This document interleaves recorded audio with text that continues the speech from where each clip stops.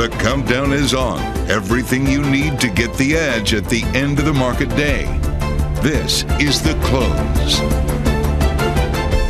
Welcome to Nvidia Day. It's finally here. We're live from Studio 2 at Bloomberg headquarters in New York. I'm Alex Steele. And I'm Scarlett Fu. And of course, we're kicking off to the closing bell here in the U.S. We're about an hour and 20 minutes away from Nvidia Day. And perhaps the watch parties that people have started to organize now. Yeah, I heard that that's a thing. We need actually a countdown clock to that. Not to the actual closing bell for today. All right, let's get checking here on where markets stand. We're off the lows of the session, but it's been a pretty heavy trading day throughout the session. It could be headed into Nvidia. It could also be because we rallied yesterday into Nvidia, and also because we have some geopolitical risks as well. The Nasdaq 100 getting hit the hardest, down 0.7%. And Scarlett, I wanted to take a look at the volatility of the Nasdaq 100. That's up. It's at its highest level since early November. So definitely a little bit of risk associated with Nvidia into the close. Oh, I like that. A twist on the VIX, right? On the Nasdaq 100 instead. All right. Investors on edge with stocks and treasuries in the red as we await those Nvidia results. The AI chip giant's earnings report could be more influential on markets than Fed day, jobs, or inflation data. And the bar, remember, is high after Nvidia beat Wall Street sales estimates and guided its forecast higher in 24 of the last 25 quarters, leading to a near tripling in its stock price this year alone. Now, while Nvidia may be the star of the day, Target has proven to be the disappointment. The retailer cut its profit outlook as a result of flat sales and rising inventories. And while the weakness may be a result of Target's decisions rather than a broader reflection of the state of the American consumer, Target is helping drag down other retailers. Traffic was strong. Digital volume was strong. It's really on a gross margin line for them. And it appears to be inventory related, supply chain related. In other words, it seems more company specific than industry related. And all this happening as Donald Trump takes a bit more time to decide who he wants leading the government agency most closely tied to global Wall Street, the U.S. Treasury. Trump is meeting with several frontrunners, including former Fed Governor Kevin Warsh and Apollo Management's Mark Rowan. Bloomberg also learning that the Trump team may create a White House crypto role in what would be a historic first. But of course, Alex, as soon as that crosses, we will break it for you and bring it all to you. Absolutely. In the meantime, again, we are counting it down to Nvidia earnings. So is Nvidia an Nvidia event or a macro event? We're building it up as a macro event. Options are looking at an 8% move tomorrow to the upper downside, which could equate to $300 billion in a market cap move. But if you take a look at Nvidia versus the S&P on its reporting days over the last few quarters, to be honest, with the exception of February, there hasn't really been that much of a correlation. So in the last quarter, Nvidia was down by about 6% for the month, but you had the S&P pretty much flat. Then in May, then you're looking at it up for 10%, but then you're looking at just down 0.7%. The biggest move here was really back in February. You had a 16% move in Nvidia on the day after earnings, and then a 2% move in the S&P. So is it a macro event, Scarlett? Are we going to see that kind of movement, or is this just all for the Nvidia guys? Yeah, these are really good questions, and it's something we'll pose to Alessio de Longis. He's Senior Portfolio Manager and Head of Investments at Invesco Solutions. So Alessio, how do you think about Nvidia results? Is it specific to Nvidia only, or do you think of it as a macro event? Well, when you think about what's likely to happen overnight and then into tomorrow, into the opening tomorrow, of course, given the large size of the exposure and the correlation to all the other large mega cap tech, tomorrow, on any given day, Nvidia is the market and the other way around. But the reality is that on a multi-week, multi-month basis, already since August, since the famous now payroll report has sort of changed the tone of the macro picture and changed the tone of the Federal Reserve, Nvidia is no longer a macro event, meaning the markets have already shown a tendency for broader participation, more diversification in the themes that are being incorporated. And we see it very clearly in the correlations between stocks, bonds, and defensive versus cyclical factors. Correlations are normalizing, meaning markets are going back to trading on macro and cyclical themes rather than the theme of artificial intelligence. So within the macro themes that the market is going back to trading on, what's the data point that the market is most keyed in on? So I would say two things. Before the election, I would have said there was only one thing that mattered, and it was payrolls. Unemployment, right? And the Fed said so. We neither welcome nor want to engineer more weakness in the labor market. That's what happened. Then we think we are going through this pause It's typical for the 1 month after the election that the market is trading again on a new theme, and the theme is the Trump trade or the domestic reflation story. But if you look at the template from November 2016, all of that got exhausted within a month. Right. But this is different because rates are in a different place than where we were, right? You also have the 10-year yield is in a different place, and equities and growth are in a different place also. So can you really do one for one? So obviously, 8 years are a long time, and the Fed had not started easing rates back then. It did start easing rates. We can find many, many differences. And of course, also China and emerging markets were in a very different place. But my point is that what we tend to see in these events is that the election is about two main medium to long-term themes: tariffs, trade uncertainty, and fiscal expansion. The reality is that back in 2016, those were exactly the two themes and did not turn out to be long-term themes. The market priced them within a month. If you start the clock from December 8, 1 month after the election in 2016, and look at what happened in the following year, you'll be surprised. Best performing assets, EM and non-US equities. Large cap outperformed small caps, and treasuries rallied. It all happened in the month before. Interesting. So, however, again, this time different because we actually have inflation in a different way than we might have had before.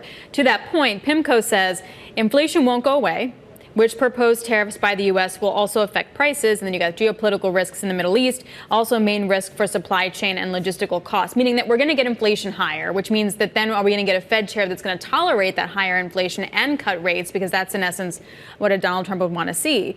What do you think about that scenario? So I'm not convinced. Where do I agree and where do I disagree? Okay. Will inflation be higher on average than it was back then? 100%. I attach a high probability of that.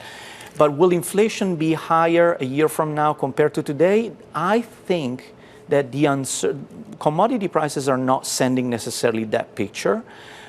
I still side on weakening global demand, which will offset some of this supply-driven or anticipation of higher prices. The labor market, we're no longer talking about it, but the labor market the unemployment rate has bottomed. And when these inversions happen, they don't tend to look back. They tend to gain momentum in a very predictable manner. So we still believe that we are on the side of weakening labor markets and weaker global growth. And by the time this fiscal policy, tax cut extensions, as well as new spending plans will be approved, be implemented, we'll find ourselves probably 18 months from now before that has any inflationary impact. That's too far for my comfort zone to attach a probability. I just want to interrupt for a moment here. We do have headlines that Bill Huang, the Archegos founder, has been sentenced to 18 years in prison. That is the headline now from the sentencing of Bill Huang for market manipulation and fraud.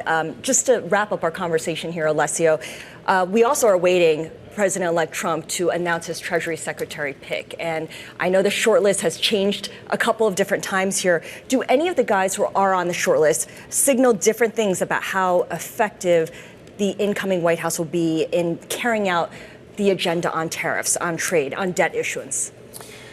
I think it's too soon to tell. By and large, I think the point that you're highlighting, though, is the most important, which is the uncertainty around trade tariffs. We know what that looks like. We saw it in 2017, 18, and 19, and it is not good. The market did not like that uncertainty. So now tariffs to begin with are not welcome by the market. They are a tax on consumers, they are inflationary, but they're also a dampening on growth. Now, uncertainty around the delivery of those headlines, we remember back 8 years ago, delivering these announcements via Twitter rather than official policy statements. Also not helpful. Also not helpful. The market does not welcome that. So I think whoever gets picked, I hope that between that and the rest of the team will try to take a little bit more of an institutional approach compared to how market got accustomed 8 years ago. Yeah, no more ad hoc announcements, in other words. Alessio, always a pleasure. Thank you so much. Thank you for having me. And forgive me for calling you Nvidia. Everyone's Nvidia today. Alessio Longis is Senior Portfolio Manager and Head of Investments at Invesco Solutions. So, Alex, going back to that headline that Bill Hwang was sentenced to 18 years in prison, we have a blog on the Bloomberg terminal where Bob Van Voorst, one of our legal news editors, was saying that Hwang did not flinch at the sentence at all. So the judge said that this punishment was quote unquote just. Remember that Hwang was convicted of fraud in July over the collapse of Archegos, going back to 2021, that collapse of his $36 billion family office. Prosecutors were recommending that he spend 20 years in prison and pay $10 billion in restitution. I don't see a dollar number yet associated with this punishment, but his lawyers were asking for no prison time and citing his current worth of $55 million, as in like you can't pay the $10 billion. So we'll have to see where that comes down. All right. Once again, Bill Hwang sentenced to 18 years in prison for fraud and market manipulation. Coming up on the close, Comcast planned to spin off its cable TV channels, leaving investors' heads spinning with the stock shifting between gains and losses this session. What the spinoff means for the wider cable news industry or cable TV industry. Fair enough. Plus, Ford hitting the brakes and slashing 4,000 jobs over in Europe, while its overseas business is struggling, what it means for investors and EV sales here in the U.S. And Nvidia star overshadowing some other reports due out after the close. We're going to be watching shares of other major tech names like Snowflake and Palo Alto Networks in the aftermarket following their results. All that and more coming up. This is The Close on Bloomberg on Nvidia Day.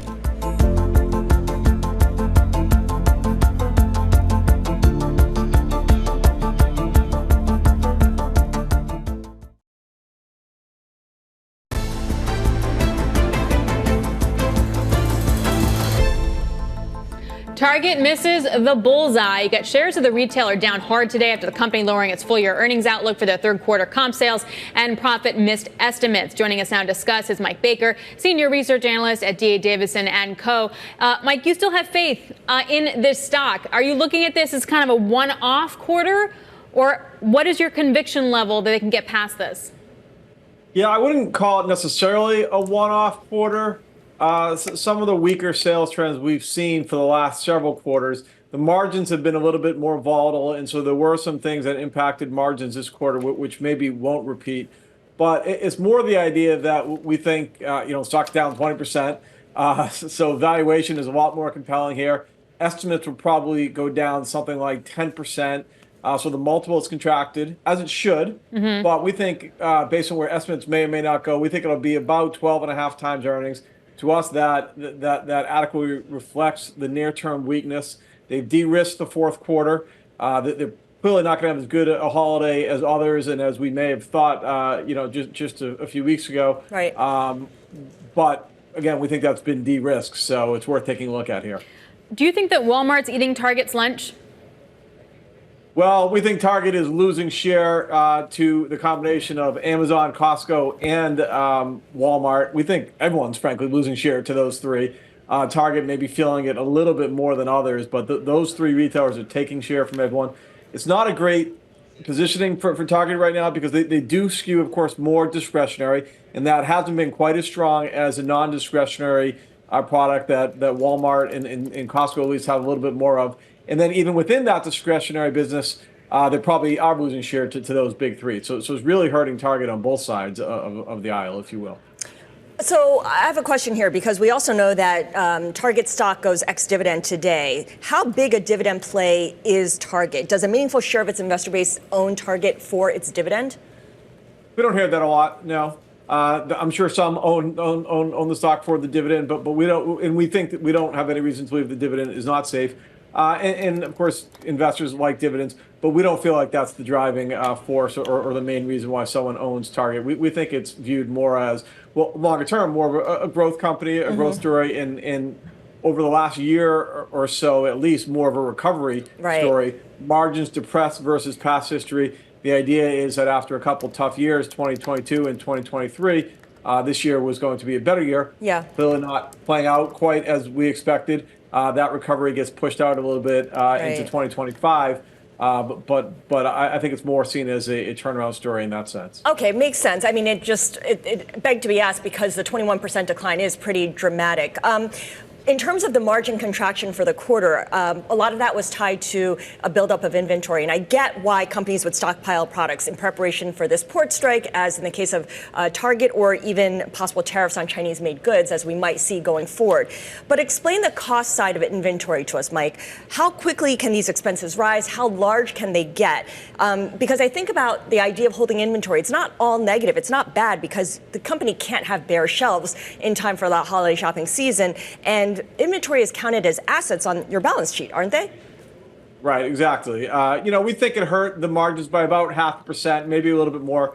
So not unmeaningful. The reasons really twofold for the increases. One, they did move product around in front of the port strike, probably more aggressively than others. Because the port strike turned out to be, over in a day or two and not that big of an issue, they probably did overspend on that. I guess you can't blame them for being cautious, but in a way, maybe the wrong bet. There is another part of it, though. They've already sort of guided to or accounted for potential markdowns in the fourth quarter, as sales trends are coming in a little bit lower than expected. So that's implicit in the implied fourth quarter gross margin guidance. Now, I do want to mention 3% inventory growth. That is higher than their sales growth, which was about 1%. But we're not near the levels that we were in mid-2022 when inventories were up, 40% or so. I see. So it is an issue, but let's not overstate it. Before we go, Dollar General is also trading now at a 52-week low, down in sympathy. Who else is this bad for? Well, again, we think a lot of broadline retailers, other than Walmart, Costco, and Amazon, are going to lose market share. So dollar stores, I think that was the right call. That to us is the other group that really gets impacted here. All right, good stuff. Mike Baker, really appreciate it. Mike Baker, a senior research analyst at D.A. Davidson & Co., talking about Target stock losing about 20% of its market value today. All right, back to the breaking news we told you at the top of the hour, and that is at the U.S. Southern District Courthouse in New York City, where Archegos Capital Management founder Bill Hwang was just sentenced to 18 years for fraud and market manipulation that led to his firm's collapse in 2021. Let's go over now to Chris Dolmetsch, who is live at the courthouse downtown. Chris, what can you tell us? Yep, like you just said, he got 18 years. The sentence came down relatively quickly. Usually judges kind of take a little time to pronounce sentence. They read out all the different factors they have to consider and what weight they gave them and how they affected it. It was very succinct. He kind of just came out and said, this is the most difficult thing I have to do. It's always a problem. I never like the sentence I'm giving out. Nobody's ever going to be happy with it. But he said the size of the losses here were so massive and among the largest he's ever seen in any case that he handled, that he had really no choice but to sentence him to 18 years. Chris, do we know about the restitution number yet? That's a good question. So they're actually discussing that right now. It's not clear whether he's going to decide on that today. The government is asking for nearly $10 billion in restitution for the victims who are the counterparty banks in this case. The defense had said he shouldn't have to pay restitution, claiming that they can't really show that the losses were tied to any specific misrepresentation that he made.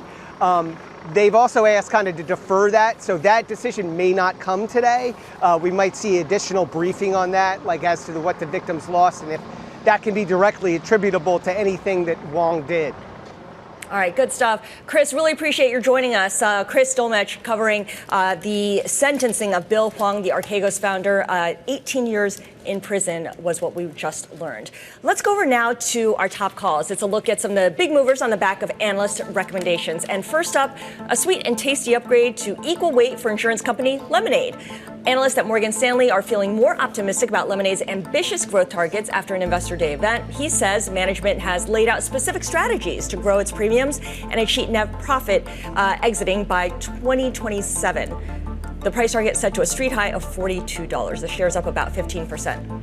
All right, Scar, we both have pets. I got a cat, you got a dog. We want to take a look at Chewy, a double upgrade from underperform to buy from Bank of America analyst Curtis Nagel. He says the street is underestimating the top line trends that could drive stronger earnings leverage for Chewy.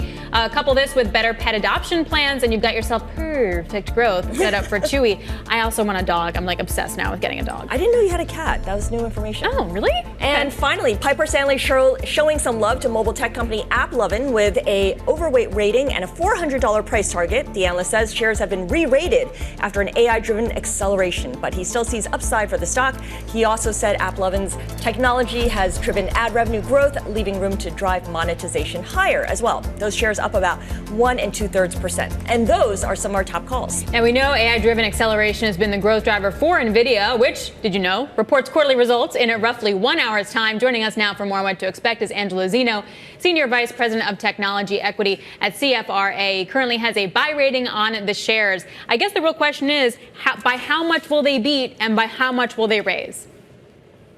That is a good question. When we kind of look at the quarter here, I mean, we're looking for, what is it, about 33 billion, implying growth of about 83%, and the outlook is 37 billion. I mean, I think as far as the quarter is concerned, I think any number above 33 billion is perfectly fine.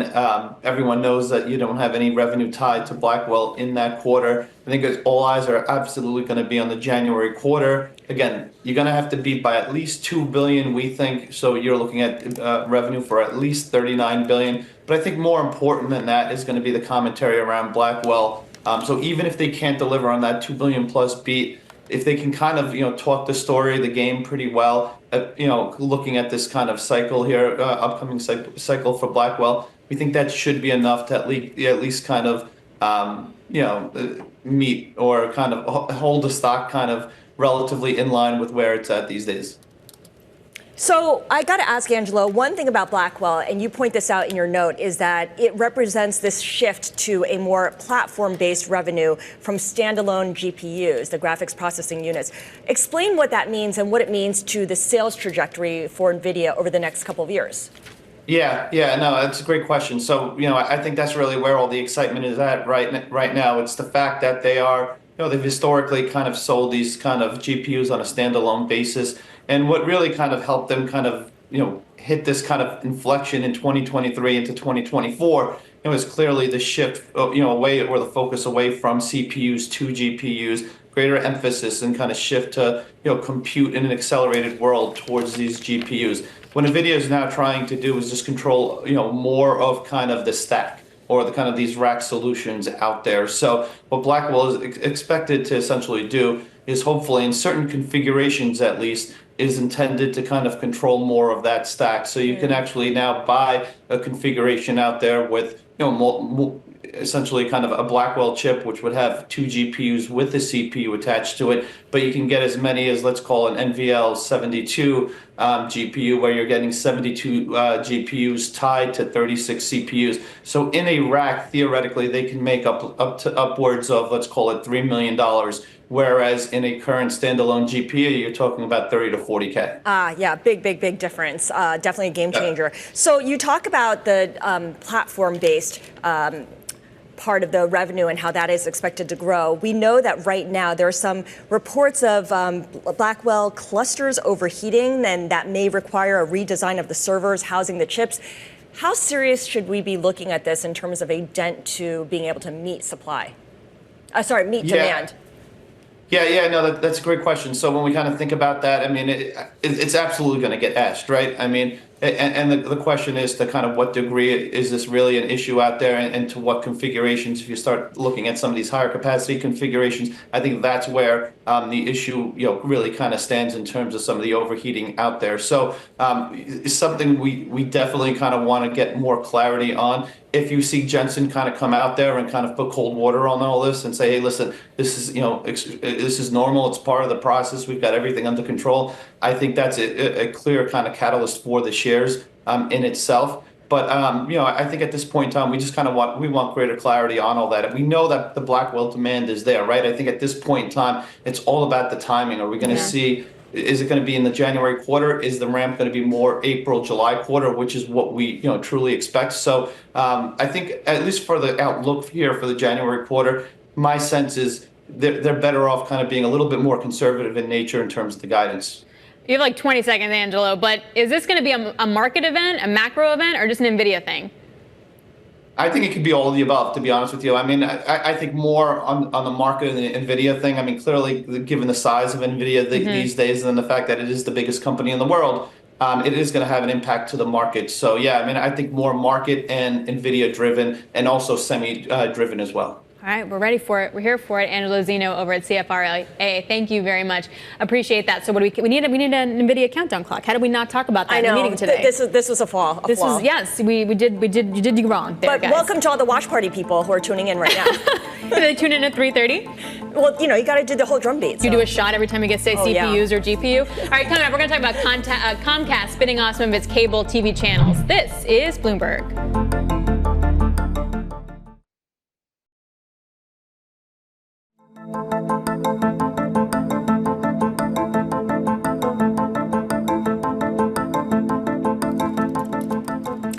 Just about 3:30 p.m. in New York. This is the countdown to the close and Nvidia's earnings. I'm Scarlett Fu. And I'm Alex Steele. Taking a look at certain stocks today. Definitely one to keep your eye on is Comcast. The stock up over 1% on the news that it's going to spin off its cable media assets. So that includes CNBC, that includes MSNBC. I feel like we need a 30 Rock episode where Liz Lemon and Jack Donaghy are like totally talking about this and trying to game out what's going to happen. Blurg.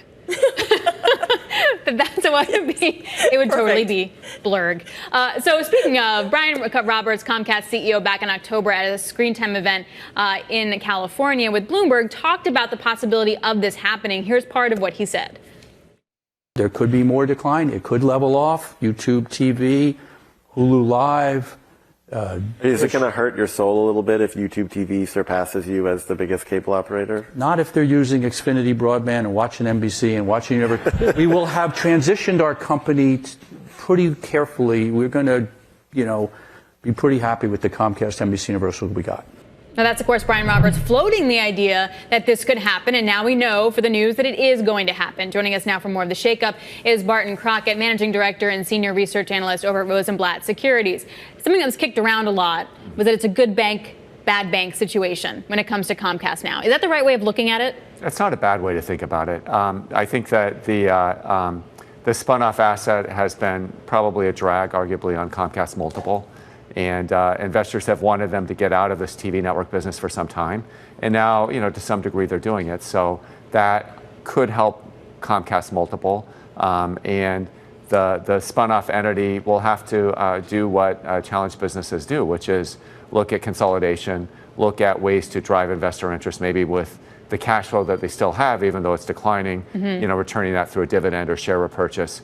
Very different story than the mothership. So good bank, mothership, bad bank, small child spun out. For the SpinCo, basically, there is an argument to be made that because they're not loading it up with debt and there is still good cash flow, that it's not just a cash flow play, that could actually be something more, and it could actually grow and invest, say, in digital. Is that the right way of, does that make any sense to you? Well, I think that there's dreams, right? So the dream is that maybe this could be the consolidator. So there will be a lot of separate free radicals, as John Malone called them, in TV. So Starz is being spun out from Lionsgate, around the end of this year. It's conceivable that David Zaslav could try and break up to some degree, Warner Brothers Discovery. It's possible that after the Skydance Ellison family buys Paramount, that they could want to get out of some of the cable networks. So this entity could end up owning a high percentage of your television dial, and they'd have to do that economically. And that's probably not the easiest thing to accomplish, but in theory, that could be the end game. They have to do that economically. Does that mean they don't invest in business? They just kind of manage the decline? Yeah, classically, you have a declining business, you milk it for cash flow. So you manage the expense structure down as the revenues decline to preserve the cash flows. And then you buy other networks to merge and extract cost synergies. So it'd be really a cost-cutting cash flow story. And I think that's different from what Comcast sees as the mothership. Yeah, that doesn't sound like great news for people who work in any of those networks, what you just described. Just to be clear here, we're talking about spinning off the cable TV channels, including MSNBC, CNBC, and USA. But the NBC broadcast network and Peacock would remain with the parent company, along with Bravo. Can you explain that? Well, yeah, I mean, Peacock has a lot of housewives, right? So Bravo has to stay to supply that content. It feeds it, basically. Yes. Okay. For the company that remains, then, how do they trim down enough also so that entity can do more M&A? Well, I think, for the company that remains, so you're asking about Comcast or you're asking about the SpinCo? Comcast. So Comcast is not looking to do M&A in TV networks. I think that they're done. Their investors. It's just going to be what it is. Yeah, their investors do not want them to be buying more TV networks. That's part of why you spin this out. And I think that what their growth story is Peacock. That Peacock's growth can offset the pressure on the TV dial, and those two things can net out over time constructively for the combined media business. Okay, you mentioned Zaslav can do something with Warner Brothers Discovery, and of course, David Ellison could do something with Paramount. Who do you expect to move first? I mean, who's going to be the person who's going to be like, okay, here's my opportunity. I'm going to sell some of my assets over to this. That's a good question. Well, look, I think that obviously Comcast has moved first by announcing the spin at scale. Lionsgate has also announced a separation, so smaller cap media company, but they're positioned to be an early mover. And the others are TBD, right? I do not know if Ellison would entertain the idea of paring back. It would make a lot of sense for them to look at the cable networks in particular, but we'll have to see. In terms of managing the decline, though, how would we categorize the decline? 20 years, 5 years, 2 years?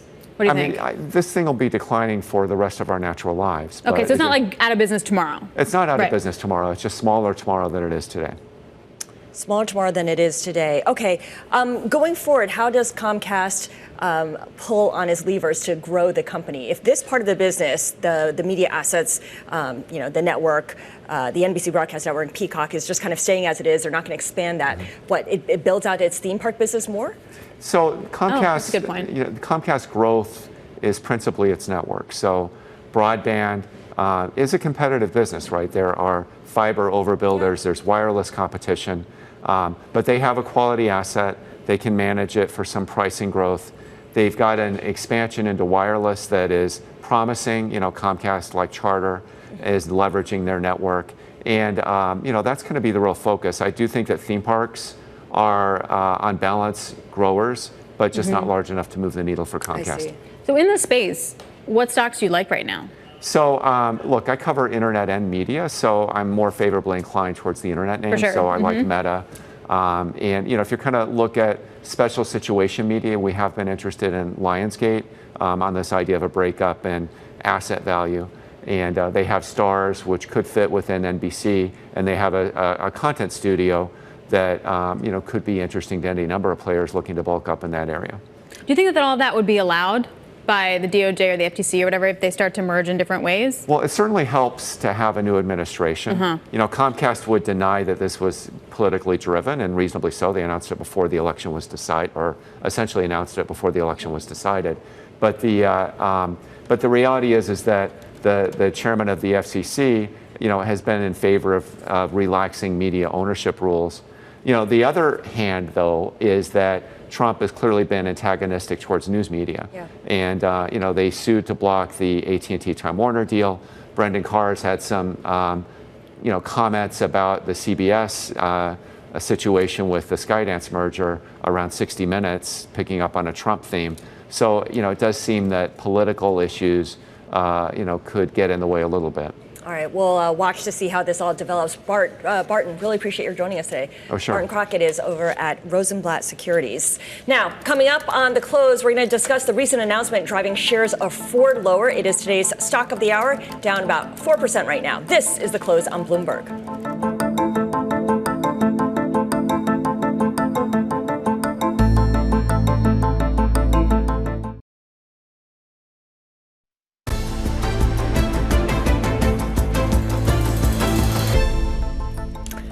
This is the close. We're looking at shares of Ford. They are down right now about 3.25% after the automaker announced plans to cut another 4,000 jobs, this time in Europe. This is a region where the transition to EVs is losing steam for the auto industry as a whole. And the layoffs, they amount to about 14% of Ford Europe's workforce.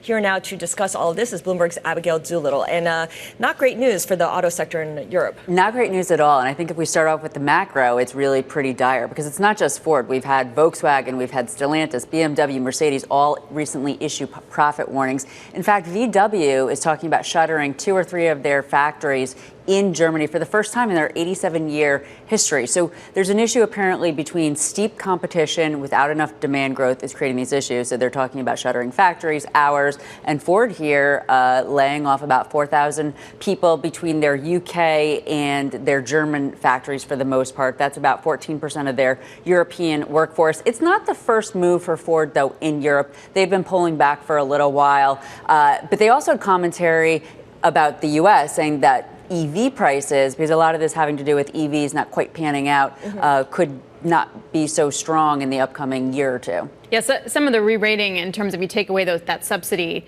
the re-rating in terms of EV sales is quite stark. There's been a lot of models that have come out from that. But what's so interesting is that they specifically talk about how Europe needs to do more to really trigger more EV demand and more mobility, right? But it's like, but that's the place that's doing all the stuff. Like, we're thinking about rolling stuff back, but Europe is kind of all gung-ho on it. Yeah, they are gung-ho, but Germany apparently rolled something back, and then they immediately saw, I don't know exactly what they rolled back, but they rolled back something having to do with EVs, and the industry took a pretty quick turn to the downside. And now with President-elect Trump coming in, the rollback of the $7,500 tax credit that you're talking about, and also on his campaign, he was talking about basically not being supportive of this industry. So the demand there. The other idea is, in terms of people who want an EV, has that market been saturated? It may not be as easy to grow the EV demand market as it is others. And then, of course, there's Tesla, which is, the most well-named. There's there is really a lot of competition in this space at this point. So it really seems to be topping out in sales to some degree here. So that's the dynamic when it comes to the EV industry as a whole. But for Ford specifically, they are in cost-cutting mode. They had the results. And again, warranty costs is a big, big thing. So they are looking to really, really carefully at their expense line. Well, and they're doing a good job of it, I suppose you could say, in terms of cutting these jobs. Not fortunate for the people who are losing their jobs. But yeah, I mean, the car industry overall right now seems to be in a bit of pain, and Ford is certainly no exception. Yeah, and but the question is, like, the direction of travel is still going, right? Like, they're still going to be investing money, whether you're Ford or, say, GM, into EVs. But the amount that you're going to spend, and then when that transition happens, is going to be pushed back and pushed back and pushed back. And that $25,000 EV. Well, that is way far off at this point. It's in China. That's where it is. Well, yeah, if you really wanted it, you just import it from China, but that's a whole different story. And some are saying that Ford already started to pare back their EV investment, and because of that, they may not actually be hit as much by the tax credit situation. But even so, it's definitely takes away an incentive to get into an EV if you're not in one currently. All right, Abigail, thanks a lot. Really appreciate it, Bloomberg. Abigail Doolittle joining us from Bloomberg News. We're counting you down to the close. What's out? What's happening in like 35-minute time? Oh, I don't know. Maybe one of the biggest companies. Something with a GPU and an Nvidia. CPU and some stuff like that. We'll be breaking it down right after this with John Belton, Portfolio Manager and Managing Director for Growth Portfolios over at Gabelli Funds. Scarlett, let's take a look at some 52-week highs, because we got some. You got MicroStrategy, Blackstone, go figure. You have Williams-Sonoma actually doing really, really well, hitting a 52-week high. That is interesting because it's a consumer name, but it's a high-end consumer name, and there's all these questions about who is spending on what and how people are spending, because people are getting very discerning. Right, but discerning, but yet Williams-Sonoma doing really well. That's the place that has $1 billion worth of pots and pans. I mean, they're really nice pots and pans. MicroStrategy also, again, having a nice rally, hitting a 52-week high. Netflix as well, so some of those big Mag 6 names doing quite well. All right, we're just about 15 minutes away from the closing bell. This is Bloomberg The Close. Happy Wednesday.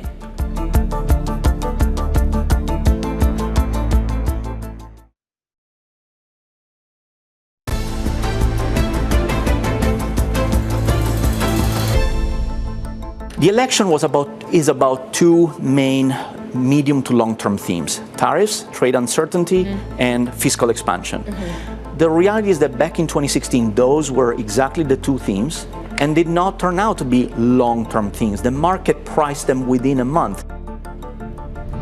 That was Alessio de Longis, Senior Portfolio Manager and Head of Investments at Invesco Solutions, kicking off the show, talking about what we tend to think of as medium-term and long-term drivers for the market. But he's saying it's actually a short-term driver, just not today, because we're all obsessed with one company. Although maybe in the last half hour, we've done pretty well. You've seen a turnaround within the market here. The Nasdaq is only now down 0.1%, a stark difference from earlier in the trading day where we were down a full 1 percentage point. S&P now positive on the day. Dow Jones now positive on the day, up 0.4%. Now you look at sort of where we are. You got energies and materials are higher, but healthcare is outperforming. So is that sort of a safety play? And then you have energy and materials, a little bit of a cyclical play. Or are people just kind of wasting time until they get Nvidia's results at 4:20 p.m.? Well, yes. I think that's part of it, right? All right, for more market analysis, let's bring in John Belton. He is portfolio manager and managing director for growth portfolios at Gabelli Funds. And John, of course, the first thing we want to ask about is Nvidia and how much of an event risk it poses for markets overall, because the options implied move for Nvidia is that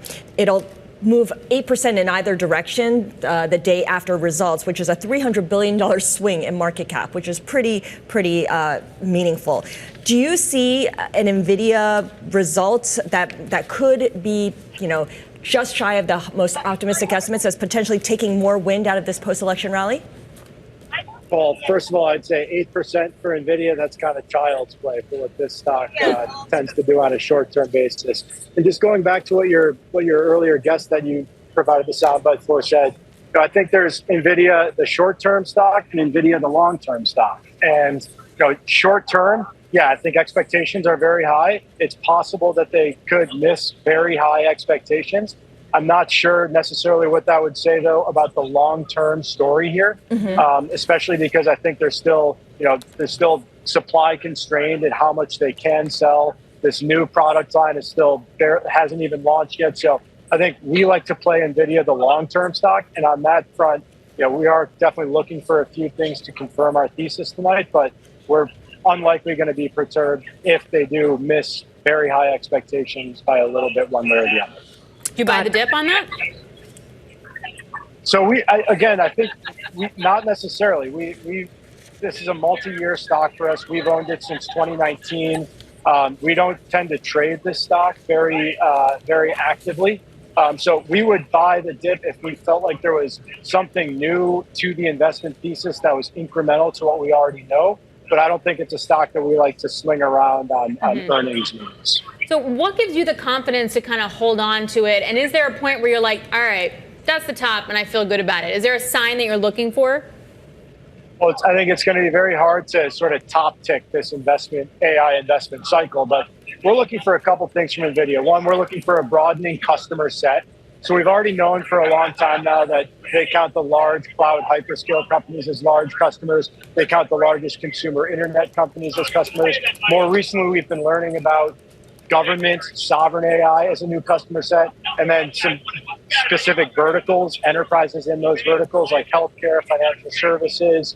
And so we're kind of looking for, can they keep broadening out this customer set? And then we're looking at the product portfolio as well. We know what their core GPU products are, how successful those have been, but they've been doing a lot on the networking front. They've been building a really impressive multi-billion-dollar software business. So I think those are the types of things that we're looking at sort of a longer-term basis. Right. And I appreciate your detailing all those longer-term drivers. But for now, the short-term is all about the number, and specifically the fourth quarter revenue outlook. The consensus is for $37.1 billion, but the spread is pretty wide, from $34 billion to $41.2 billion. And then you've got a whisper number in there as well. John, this is a dumb question, but do buy-side estimates for Nvidia tend to be higher than sell-side estimates? I mean, I hear different numbers, and I don't quite understand why there's a divergence.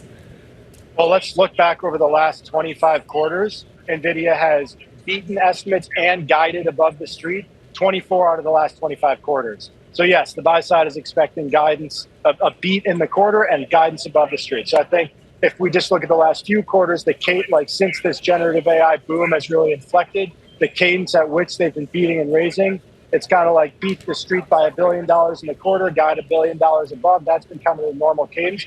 My guess is that sort of, if we're playing the really short-term trading game, the types of headline numbers that we're going to have to see, but it's a lot more nuanced than that too. So I think that is sort of the starting point for how it might trade tomorrow. Right, right. And specifically when it comes to Blackwell and how much Jensen Huang is going to say, aside from his comment about how demand is insane, how do you quantify that, or how does anyone quantify that? And how much more granular, or even just granular, do you think he'll get? Well, I think there's an answer about the next quarter, and then there's an answer about the next several quarters. And on the next quarter, I think they've guided several $1 billion of Blackwell revenue in the January quarter. We definitely want them to reiterate that. No reason they should. But then over the next several quarters, how fast are they going to be able to scale manufacturing capacity of Blackwell, and how incremental is Blackwell going to be to what is already a very impressive product franchise currently headlined by Hopper. If I'm a customer, why do I want to buy Hopper? Why don't I wait for them Blackwell? And then does that trend just continue, right? They keep producing better and better chips, so why buy the one today? Why not wait for the one for 6 months from now? Well, to use Jensen Huang's words from last earnings quarter, he said a few times the word clamoring. It's really stuck in my head. Customers are clamoring for as much infrastructure as they can get their hands on. So one answer to your question would be, if you can't get Blackwell, you just take the next best thing. And that's what a lot of customers are doing right now. But then I think what's really amazing about NVIDIA is, their product set is it's updatable. A piece of hardware that you bought a year ago, 2 years ago, you update it, and it can still be very useful today. So I think it's a product set it's very flexible, and you don't always need the most cutting edge hardware to do everything the platform can do. Hey, John, aside from NVIDIA, if I didn't own that, if you guys didn't own that now and you wanted to play it, what's an ancillary way that you guys also can look at it? Well, I think one interesting thing that's happening in the market is NVIDIA has really sort of started to run away with this GPU market, this merchant GPU market. But that's not necessarily how every AI workload is going to be processed in the future. And so one area that's starting to really grow is this area of custom AI accelerators, custom ASICs. And the giant there is Broadcom. And their sort of flagship product that they've done in that area is they've developed Google's TPU, which is itself become a very viable alternative to NVIDIA for certain customers who maybe care more about lower cost accelerators, maybe don't need all the bells and whistles of what NVIDIA can do, have certain workloads where Google's TPU can be a good option. And so I think Broadcom's an interesting company that's doing a lot in this adjacent area to NVIDIA, that they're not really trying to take NVIDIA on head on, but they're developing this sort of substitutable service to what NVIDIA does. What about a Dell? What about a Supermicro? So, yeah, I think Dell and Supermicro are, and the server companies, they're very important prongs to NVIDIA's distribution, to NVIDIA's supply chain, as, companies that are able to package NVIDIA's chips into servers. We don't love the margin profile that some of these server companies are reporting as it relates to AI. We think a lot of that margin in AI is being captured by NVIDIA, and that's where the real IP is. So we're a little bit less excited about the server companies, but we do recognize that they're important to NVIDIA's distribution as well. Hey, John, we really appreciate it. That was great stuff. We know you're hopping on from a conference, so thank you so much. Definitely come back. John Belton, Portfolio Manager and Managing Director for Growth Portfolios over at Gabelli Funds. And I was mentioning, Scarlett, that we're definitely off the lows. We're making a run for it right now. But there are some strong 52-week lows. And you can't look over Target, Dollar General, also at a 52-week low. Walgreens, Boots Alliance, also at a 52-week low. But that Target move has been pretty intense. Even though it seems like a lot of the issues that Target highlighted with its lowered full-year forecast has to do with Target-specific issues, right? I mean, it's going to be lowering prices, but it couldn't drive as much interest in its products as perhaps people had anticipated. And, there was definitely an inventory buildup that, made a difference in the profit margin contraction as well. Yep, and you're potentially looking at a positive closing day for the Dow. The S&P probably flat. I don't know. It looks like it wants to go higher, but it looks like it's going to end. It's unched. Fine, we'll go unched. That's a closing bell for you. You got Dow Jones Industrial Average up by 0.3%. Here to help us bring all of the market action together is Bloomberg's Bonnie Quinn and Isabel Lee. Guys, take a look at that. The Nasdaq now down just 0.1%, despite the fact we were off by over 1% earlier in the day. Unch, fine. There you go, Scarlett. You get your unch. I won. And the Dow's up 0.3%, which is the last really 15 minutes or so. We saw a big climb into the close. Absolutely. Just in terms of volume, I was taking a look. The 20-day, the volume today is about 12% below the 20-day average. So a lot of people just kind of holding off and waiting until we get more details, specifically from NVIDIA, but also on a macro scale for more data to come in and also to find out who President-elect Trump selects as his Treasury Secretary. When it comes to the sector performances, let's take a look there, because with the S&P 500 unched, you'd expect a pretty even mix of gainers and losers among sectors, and that's kind of what you get. Healthcare, the big gainer here on the day, up 1.2%. Energy also gaining 1%. Materials up about 0.7%. On the downside, consumer discretionary losing 0.6%. Financials and tech also marginally lower at about a drop of 0.2%. Yeah, it was quite the nervy session, I feel like. The VIX was above 17 for the whole session, and there were gainers, as you point out, Scarlett, but they were really attached to very specific sectors. So, for example, MicroStrategy, it gained all day long off its highs at the end of the session, up just 10%, although that's not too bad. Accelerating its pace of Bitcoin buying, it's also increasing the amount of convertible notes it's selling by almost 50% to fund additional purposes and purchases, so signaling that it's going to continue to purchase Bitcoin.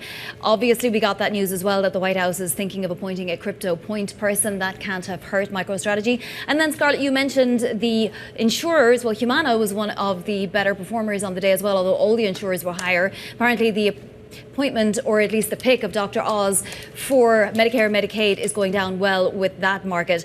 And then Baker Hughes, another one I wanted to point to as a gainer, because we did see the gas services equipment companies higher.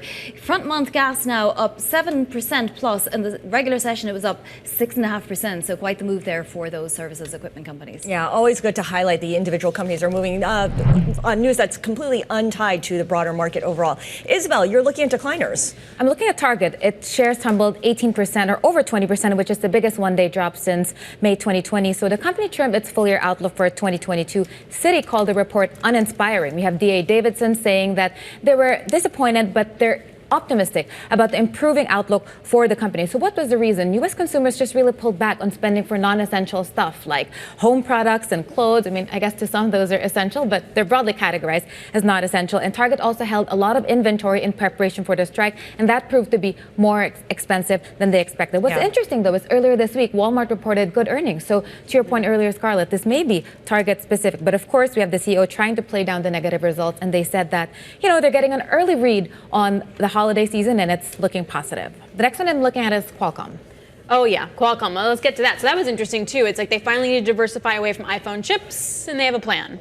They have a plan, but investors were unimpressed because Qualcomm, it's one of the biggest sellers of smartphone processors. And now it's been pushing recently to develop other parts of that, automotive parts and chips.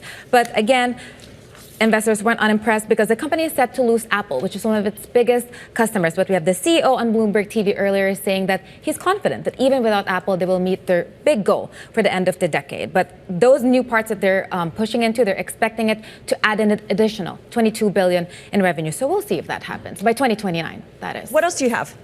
Last is Supermicro. We talked about this yesterday. Oh, yeah. We saw a pop of 30%. So obviously today it's just consolidating. Shares are down as much as 10%. And they're just really going through a lot. They're regaining their efforts with the NASDAQ to gain their confidence back. They hired a new auditor, BDO USA, which is the 6th largest by revenue in the country. But then that still doesn't really remove the cloud that, Ernst & Young, which is one of the big 4 auditors, said they lost confidence in them and have some questions. So we'll see. But Supermicro isn't a stranger to these things. They were delisted in 2019 and listed in 2020. So I just want to go to yields for a second. It is obviously definitely a stock story, an Nvidia story today, but we did see some selling pretty much across the curve. We had a 20-year auction that was not great. Demand was not great. Yields actually wound up moving a little higher. And I want to point out that Susan Collins, the Boston Fed, is talking in prepared remarks, and she's saying that any further slowing in hiring would be undesirable. So still highlighting that unemployment, but also that resilient demand could put upward pressure on prices. And that kind of dovetails a little bit with what PIMCO and Bridgewater were saying, that you might have higher inflation because of tariffs, and then how the Fed kind of manages that. How do you continue to cut rates and tolerate that higher inflation? I'm just still stuck on the 20-year auction because there's not the 20-year always trades at a lag to everything else. It's never kind of in sync with everything else along the curve. Yeah. It was kind of ugly, though. All right. We have some earnings breaking ahead of Nvidia. And let's start with Snowflake. Snowflake, of course, coming out with results here for the third quarter, saying that its product revenue, let's pull this back up, of $900 million, beating the consensus estimate of $856 million. Overall revenue also higher than anticipated, $942 million versus the estimate of just under $900 million.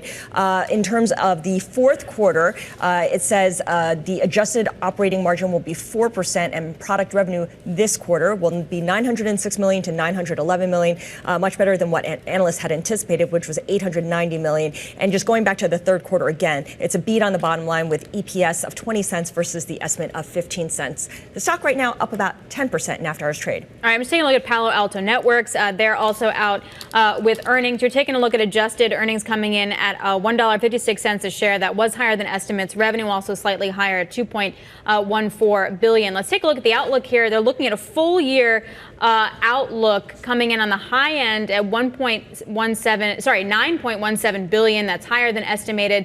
And they also see their second quarter revenue, which would be the quarter that we're in right now for them, on the high end at 2.25 billion. That estimate was for 2.23 billion. So that looks to be a little better than estimated. And their full year adjusted earnings also on the high end coming in at 6.39 billion. But Bonnie, we're looking at the stock down post-market at about 4%. Yeah, and I think this is a good lesson to the likes of Nvidia, right? If your forecast is not up to snuff, then this market is going to punish you. Of course, these are after-hours trades, and we all know that this can change drastically between now and tomorrow morning. But this is obviously the reaction to an outlook that just does not satisfy investors. And don't forget that Palo Alto Networks is up 32% this year. It's not a huge jump given the types of jumps we've seen for other technology companies.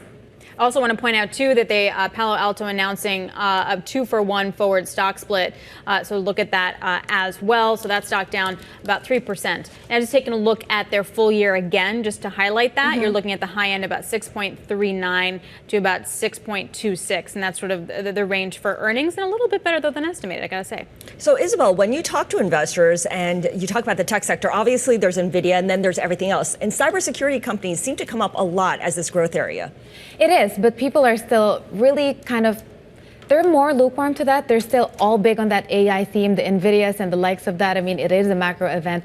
Today, we have Barclays, Bank of America. I'm sure we missed some other banks who are saying the same thing. But if you look at ETF flows, we have the tech sector stagnating. People are piling into more cyclicals and defensive, and I think that has to do with a regime shift. So actually, under this new administration, I'm curious to see how much more growth the tech stocks will see. I mean, not that politics is a big impact on these companies, but that's still something that we're looking at, especially when it comes to ETF flows. Just a quick mention as well. There's a headline here that Snowflake is looking to buy Datavolo, although we don't have terms of this deal. So Snowflake has agreed to buy Datavolo. It's an open data platform, and that's the information we can give you right now. I guess they'll be talking more about this on the earnings call. But in the meantime, I want to thank Isabel Lee for the content that she brought over. Alex is heading out as well, but Bonnie and I are going to stick around to take you to those NVIDIA results, which are due out in just about 12 minutes' time.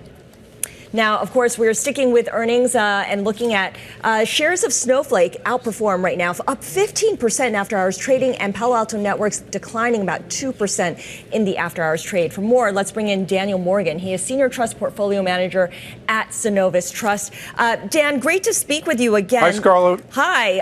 Let's talk a little bit first about Snowflake, because when this company went public, it went public to a lot of fanfare, and you're looking at the stock right now move dramatically higher in the after-hours trade. Talk a little bit about the outlook here and how this new acquisition that the company has made, buying the open data platform Datavolo, changes the trajectory of the company. Well, I mean, Snowflake was a company, as you mentioned, Scarlett. When it first went public, there was a lot of fanfare. Then they started to miss on a lot of their estimates, and the stock came down quite a bit. This quarter, though, looks like they beat pretty strongly in terms of product revenue. It was, $900 million, which was above expectations. They also beat on revenue and earnings. I think one of the big stumbling blocks for us with Snowflake has been the fact that the company has not been able to become profitable. Yeah. And there were also concerns coming into this report that the privately held company called Databricks may be stealing market share away from them. But it looks like, as you said, Scarlett, they have a new acquisition coming up. Hopefully that'll fan some new growth going forward. But when we look at Snowflake, we have to really judge them based on top-line growth because they are not profitable, and they're kind of growing right now about 20 to 25%.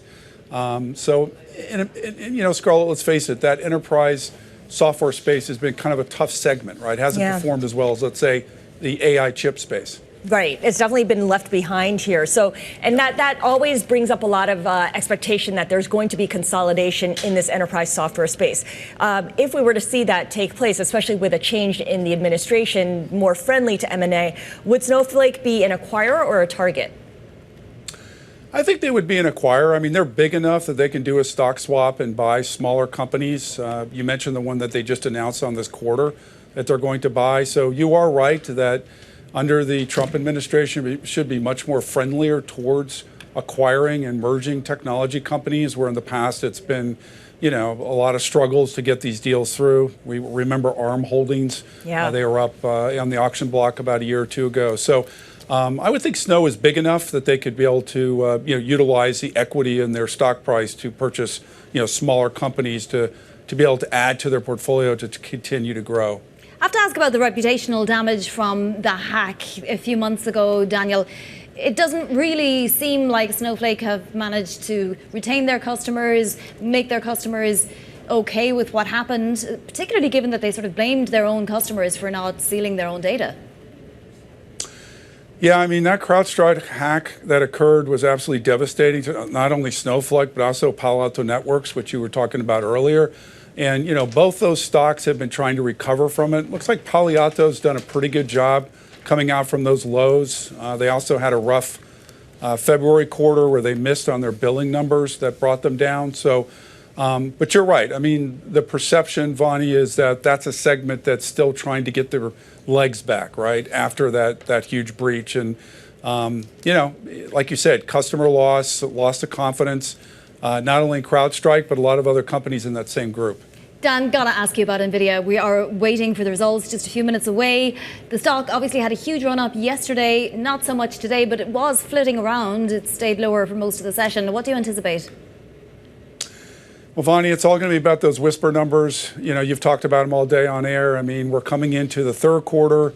Consensus is about $33 billion on revenues. If they can beat that, go, let's say, $35 billion, $37 billion on the fourth quarter. If they could come in $39 billion. But I think the big thing, Scarlett and Vonnie, coming into this Nvidia number is what management says on the conference call about the new Blackwell chip. Consensus is that they're going to do probably $6 to $7 billion on probably about $29 billion in data center. So if they can come ahead of that, that would be huge, and it would instill more confidence in that transition from Hopper to Blackwell. Yeah, that's why a lot of people are saying that this third quarter is kind of a transitional quarter, and maybe the fourth quarter may prove to be a bit of a transitional quarter too. Does anyone actually care about the third quarter number, or is it all about what Nvidia says about the fourth quarter, and specifically when it relates to Blackwell? I mean, I think they care. I mean, data center revenues are expected to grow 100%, so it's still a huge quarter. But you're right. It's going to be more about, and you've reported this, there's been some issues in terms of cooling with some of their larger rack sizes. There were a lot of noise coming out around that coming to this report. Obviously, they want to address that.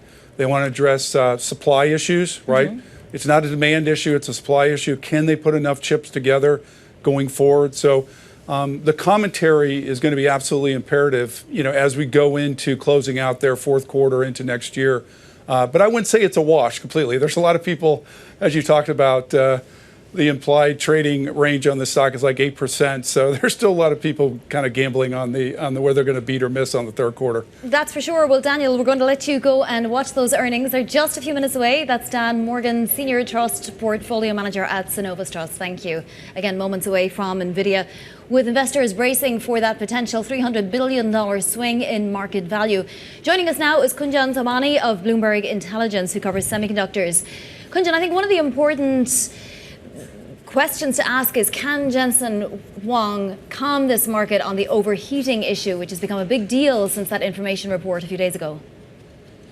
Yeah, I'm not sure if that has become a big deal. I mean, this we became aware about this almost a month or so ago, and from most of the people who follow the supply chain very closely understand that these issues did occur, and they have been continued to get fixed or adjustment made, and there doesn't seem to be a major new delay coming out of these issues. I mean, you do expect these hiccups. Other thing to remember is there are multiple different configurations of Blackwell, both air-cooled and liquid cooled version, right? So they can still keep on shipping a certain configurations which do not face a lot of changes. So following on that idea of, really managing expectations around these manufacturing snafus or delays, analysts say that Nvidia needs to prioritize execution over speed of delivery. How patient are investors going to be with that idea? I mean, look, they have a first mover advantage. They are almost, I would say, arguably 12 months ahead when it comes to the largest model training. So it is in their interest to keep that gap as wide as possible against their competitors, right? So execution is very important, but speed is also important at this point. So what will we see in terms of a mix between Hopper and Blackwell clients and how they're managing that, Kushan?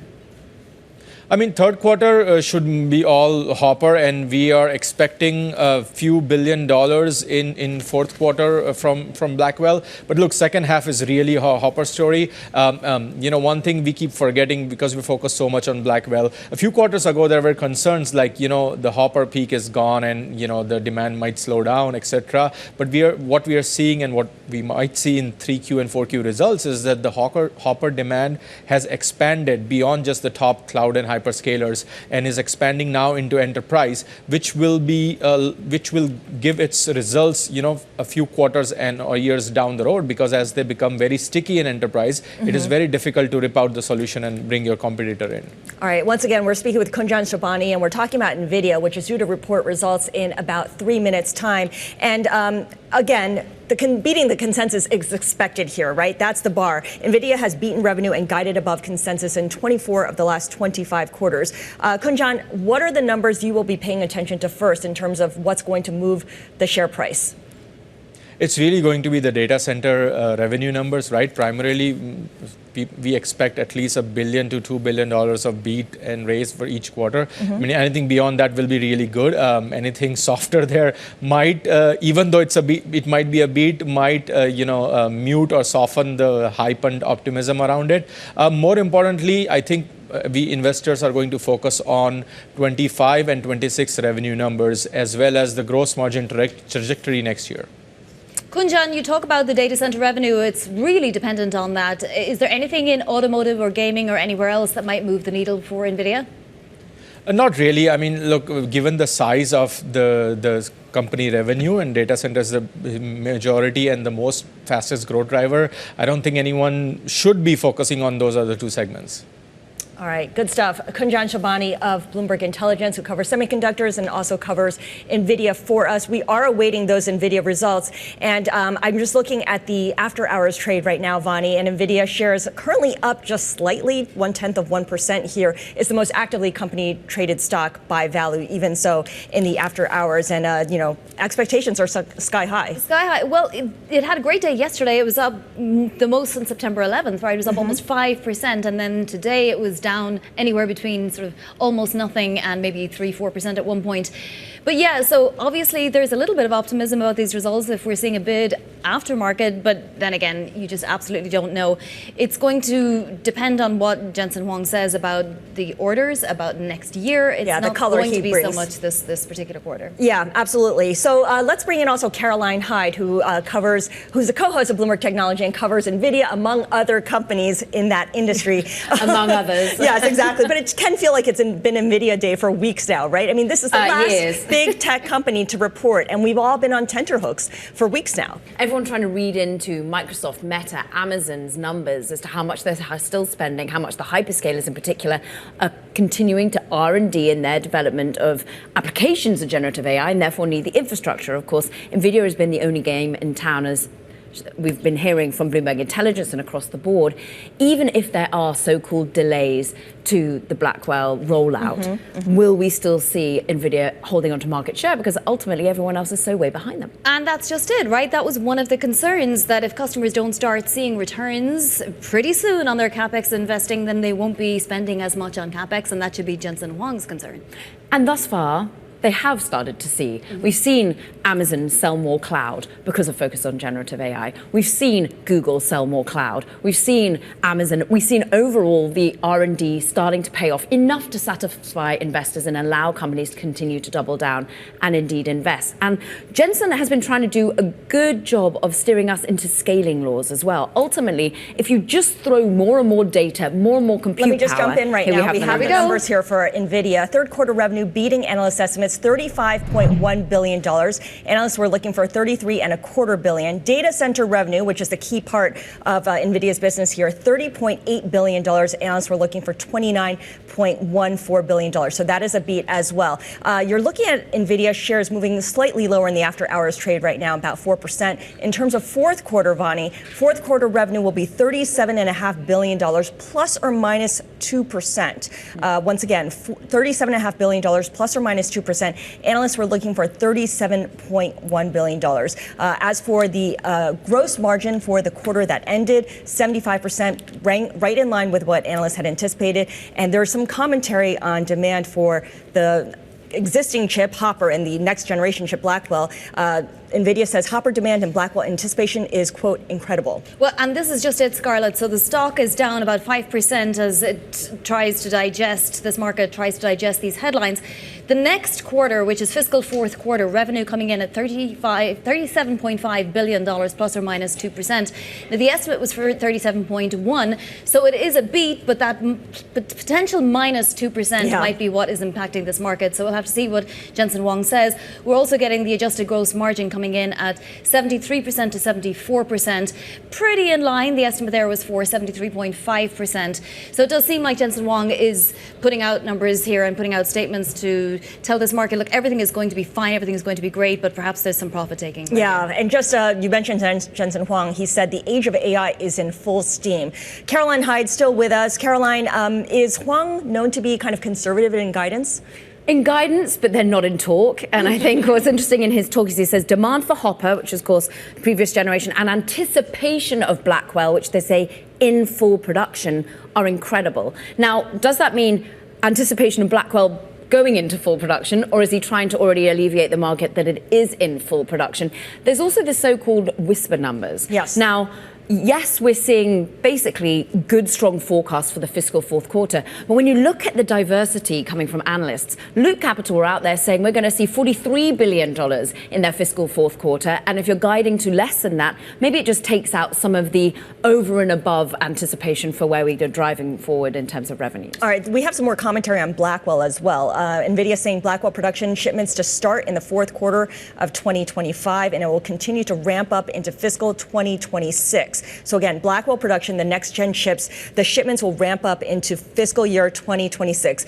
Is that in line with what people were looking for? I think so. I think many had thought that, look, fiscal fourth quarter, you'll get a drip feed of Blackwell into the numbers and revenue, but really you're going to come online even to the back half of 2026 is when we go up and to the right. And as we've said, ultimately, there isn't much market share to be stolen by anyone else because they haven't got the innovation level here. Still, as you said, a lot of this might be profit taking. We have seen such a run up in shares to the tune 200% so far this year. Maybe we just dial back a little bit that we haven't seen the extraordinary growth that sometimes Jensen has managed to signal. And we should mention as well that we're looking at Nvidia shares pairing some of those losses in after hours trade, now only down 0.75%. Yeah, not even. It's as if this market is digesting in real time. And don't forget, we obviously have the call to come as well. So lots more to hear from Nvidia.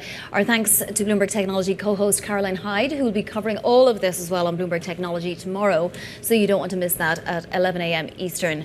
But let's get to Dan Ives now, Global Head of Technology Research at Wedbush Securities. As this market digests this news, Dan, we are seeing a little pairing of those declines. You were looking for a mic drop quarter. Could you call this that? I think you print this press release off and you can put it in the Louvre. Just frame it. Because look, I mean, what you're really seeing here, this is a stock that's going to be green tomorrow. I mean, what they're putting up in terms of Hopper, in terms of overall growth, it's exactly what the bulls want. And he'll continue to underpromise. I mean, next quarter, that could be a 4 in front of it in terms of ultimately revenue.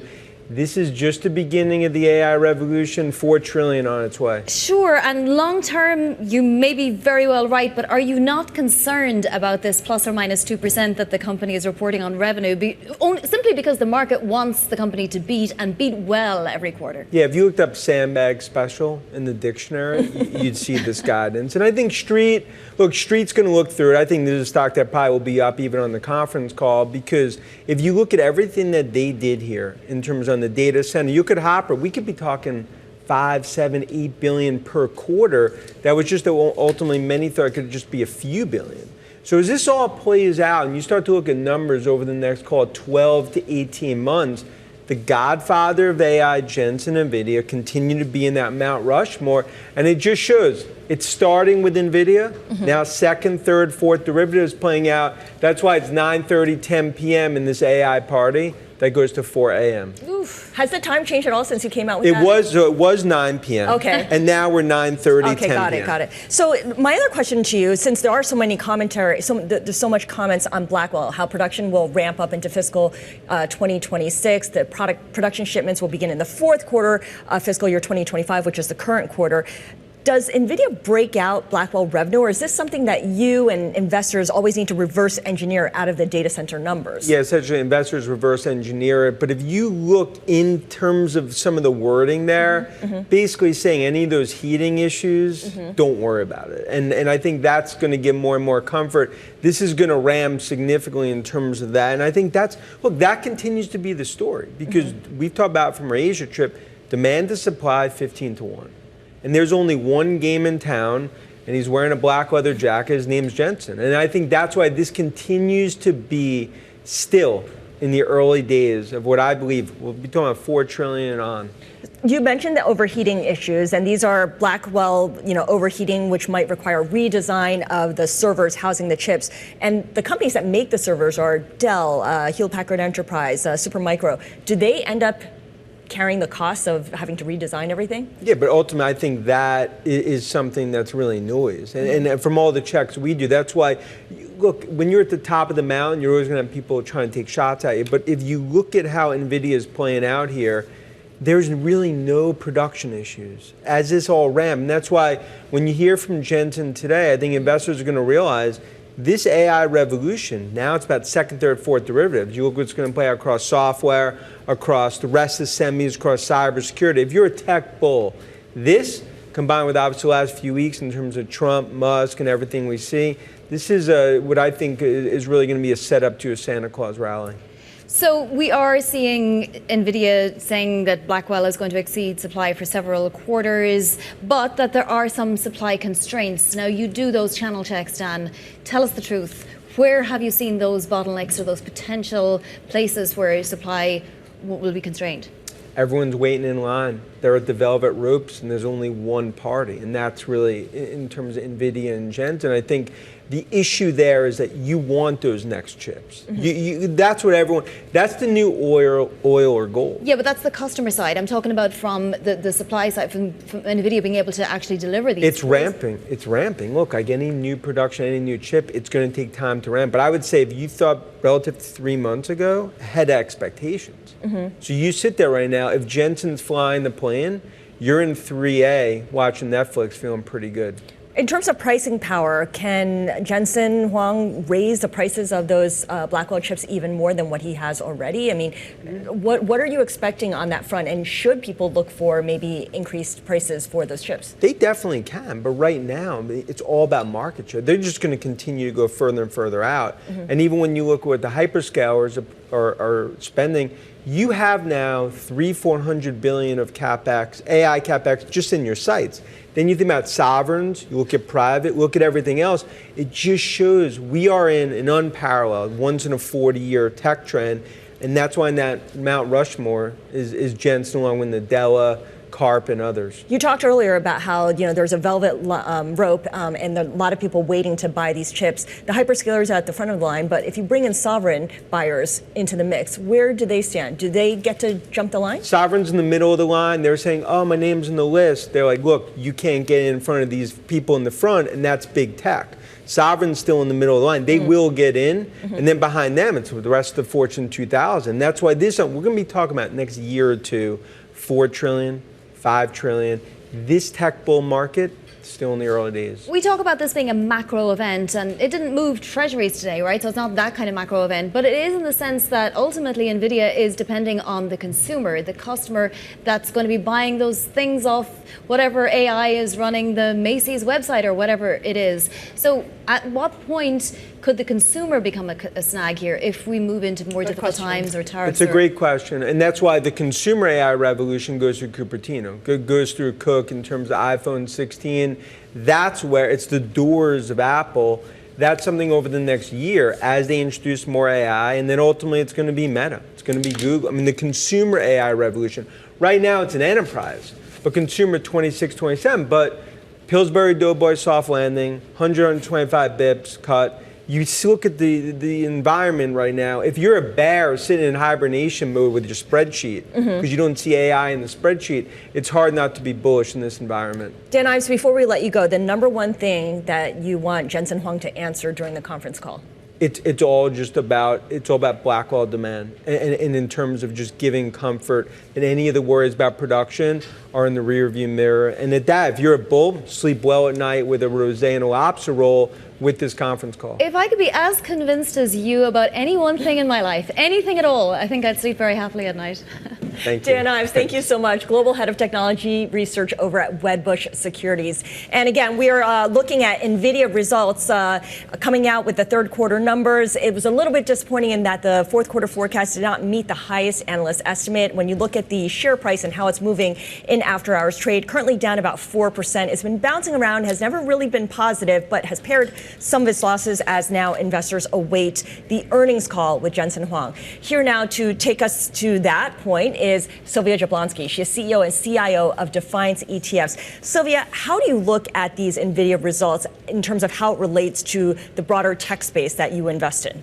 Yeah, I mean, I would carry on that positive sentiment that you just had here with Dan. I actually think that the results are great, right? And what happens is you have these lofty expectations, and so it's hard to beat lofty expectations. But they did give you that, extra 2% in either direction, and they're within the range of the outlook for Q4. But if Nvidia is doing quite well, it's also a supplier to a lot of the hyperscalers, right? Yes. And so, you kind of have to think that if their orders are ramping up and if their profits and revenues are ramping up, that bodes well for the Mag 7 that are also invested in this space. So I do think it helps positive sentiment in the tech space. In general, is Jensen Huang being conservative when he gives this forecast? We kind of go on about this plus or minus 2%, but it's preventing people from seeing this as a blockbuster that they had expected to, because Nvidia has trained them to expect bigger and better things each time.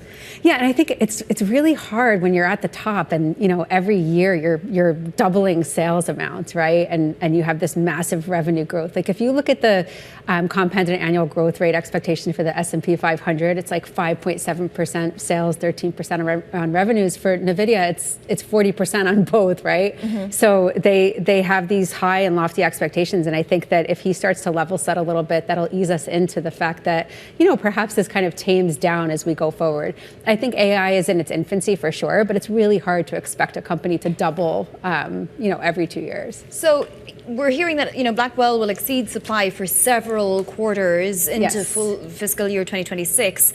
But, we're not seeing ramp until next quarter. Yeah. What more can Jensen give this market? I mean, it's obviously the dominant player, and the stock is being sold off after hours. Right, and this is kind of what I wanted to hear, and what I want to hear on the call is that the demand is so high that we're running out, and we're going to have to come up with more chips, but that the demand is clearly there, right? And then there's a plan for the supply chain. So I think this is kind of how the market has become, right? We just expect these, lights out types of results from earnings, but then we take a step back, a couple of days go by and the stock rallies because investors realize, wow, this company just blew through their earnings expectations. There has got to be concern, not just at Nvidia headquarters, but at Defiance headquarters about Donald Trump and the tariff issue and how much that impacts Nvidia, because after all, if it impacts Nvidia, it impacts the whole S&P 500.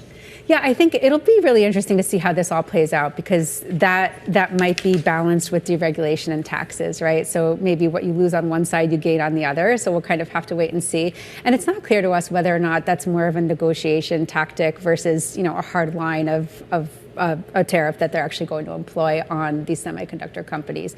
I think at the end of the day, I think Donald Trump likes a good market, right? And I don't think that we're going to have as taxing of a policy as we expect there. But again, I think it's the deregulation and the taxes will offset some of also the inflation issues, the supply chain issues, and the tariffs. So bottom line, a Trump administration is good news for Nvidia, and I ask this because they rely on TSMC to do a lot of their manufacturing of chips. Yeah. And TSMC is caught in this awkward situation, with the manufacturing plants in Taiwan and. President-elect Trump making clear that he doesn't think the U.S. should rush to Taiwan's aid if China were to attack the island. Right, and none of this sounds particularly good, I think, but overall, I do think that it's going to be about deregulation and taxes, and I just think he's going to walk a fine line with the strong words during the campaign and what actually gets, put into play here. So I don't think that it'll... Watch what he does, not what he says. Yeah, exactly, yeah. Sylvia, what's a good valuation for Nvidia? Well, it feels like it's been in price discovery since the beginning. When there was a 10-for-1 split and we crossed $1,000, and then obviously that $100. Now we're at 140, headed for 150. Right. Where does it stop? What is it? What is a correct valuation? Yeah, that's a really hard question to answer, because I think that until they stop beating earnings expectations and they stop having this, hyperbolic growth, then we can say that the stock should and deserves to continue to rise, right? The amount of growth in the price of the stock after the split is just remarkable. I wouldn't be surprised if the stock doubled in the next couple of years, but they have to keep up. And this is based on a lot of, Blackwell and no tariffs and things like this. But I think if they keep up on earnings expectations, then it's to the moon. They're the number one supplier of chips to hyperscalers, to quantum computing, to supercomputing, to data centers. It's literally their game right now. And of course, people will catch up eventually, but I think that they're too far away. When we say people will catch up, we're talking about AMD, Broadcom? I think it could be AMD and Broadcom, but I also think it could be the companies themselves, right? Maybe it's Microsoft, maybe it's Google, maybe it's Apple. That have made clear that they want their own supply chain and bring it in-house. Eventually they figure it out, but they haven't, thus far. So I think that Nvidia is in a good spot for now. So given that Nvidia is so solely focused and gets so much, practically all of its revenue from data centers, does it need to start thinking about maybe getting some more of that revenue from, the OEM or automobiles or, gaming, for example? Yeah, actually, I haven't pieced through the report, but I just kind of saw in the highlight that they actually have beat on all of those levels too, right? So gaming is actually picking up, driving is actually picking up, self-driving, if that ends up being, a growth story too, they sort of win there. So I think that, they are kind of expanding and showing success on the other business lines beyond data centers. Yeah, to your point, third quarter gaming revenue was $3.3 billion. Analysts were looking for $3.1 billion. Automotive and robotics revenue, $449 million. Analysts were looking for $364 million. So big beats on that front. When I look at Nvidia's revenue growth, and for the third quarter that ended, 94% growth. The previous quarter and the second quarter, 122%, 262% in the first quarter. It's a lot of large numbers, right? That growth rate is going to come down. It's still growing tremendously, but it's going to come down because these are massive numbers that you're comparing it against. Yes. Do you believe that maybe the meme stock crowd doesn't quite give that as much appreciation as they could, given that every single time if the company doesn't meet the highest estimate, it's sell the stock? Yeah, I would venture to say that this stock is near, this stock in this company and what they've done over the last couple of years is near perfect. How long can you stay perfect, right? So I think that, I do think that a lot of investors are expecting a little bit too much, and I think that Jensen Huang is kind of messaging and starting to deal with this in his calls now, right? I think you're getting a little bit more tame in terms of the feedback on the outlook and things like this. It's kind of getting us used to the fact that that, okay, maybe it's not 100, maybe it's 80, but 80 is still pretty good. Like, where are you going to get that kind of growth? There are very few companies out there that have their profile. So Defiance isn't trimming Nvidia in any of its ETFs or any of its holdings anytime soon? No, we're not. We're not. And we have it everywhere. If you just think about it, like we have it in the quantum computing space. We have it in the connective technology, 5G, 6G. So it just makes you think about all the different areas of the market that Nvidia touches. Sylvia, thank you so much. Thank you. Much appreciated on this really banner day. That was Sylvia Jablonski, the CEO and CIO of Defiance ETFs. And just a quick mention here, there were other companies that reported results, not just Nvidia. Let's just give you a recap of Snowflake and Palo Alto. Snowflake, the enterprise software company, shares surging 17% after hours, trading on strong product sales growth outlook. A better than expected outlook on that front, driven by the strong reception of newly launched products. Revenue will be, in the product side, is going to be $906 to $911 million. Analysts were looking for just under $891 million. On the other side, Palo Alto Networks, which is a cybersecurity company, is falling in after-hours trading, dropping about 5% right now. It did announce a 2-for-1 forward stock split, but here we're talking about the second quarter adjusted EPS outlook that pretty much is in line with what analysts expected. And, these days that's not good enough. $1.54 to $1.56. The consensus estimate is $1.55. For the full year, Palo Alto Networks sees adjusted EPS of $6.26 to $6.39. Analysts were looking for $6.28. Well, Scarlett, let's broaden things out now and talk about valuations more broadly, including Nvidia's. Joining us for more on this is Nir Kaysar, Bloomberg opinion columnist. So, Nir, we've had countless discussions on Nvidia's valuation over the last 12 months. It's really been skyrocketing. And, somebody made the great point that the earnings part of the price-earnings ratio has been growing so fast that you can't really blame Nvidia for having a sort of out-of-line valuation. But I'd like your thoughts. Hi, Bonnie. Thanks for having me. I think that's right. I think when you're dealing with a company that's growing as quickly as Nvidia is growing, near-term PE ratios become meaningless. The PE based on next year's earnings is 51 times.